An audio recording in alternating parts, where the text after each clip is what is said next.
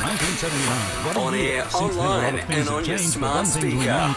Royal Copenhagen, open every day for breakfast, lunch and desserts. Altitude, over 270 overland centres servicing Australia since 1979.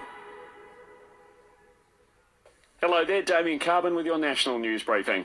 The Prime Minister wants to energise the Australian sporting community ahead of the referendum on the Indigenous voice to Parliament next year.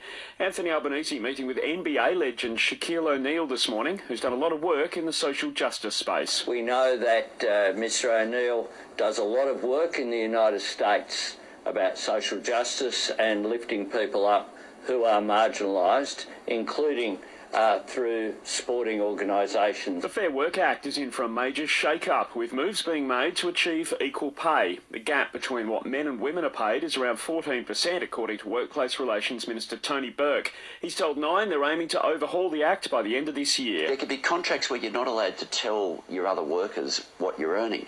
And it's a really common ploy where in workplaces where women are being paid less than men. We want to get rid of those clauses. More details have emerged into why the FBI raided Donald Trump's golf resort. Most of the 38-page affidavit released overnight is blacked out, but it does show the US government is carrying out a criminal probe into the former president.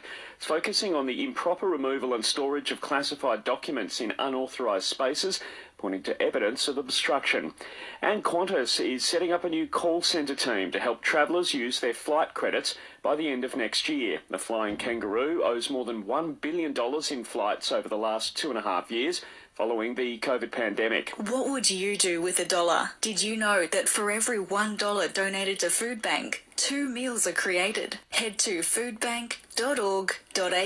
In sport, Dustin Martin trained fully this morning as the Tiger superstar gears up for a potential return in next week's elimination final against Brisbane.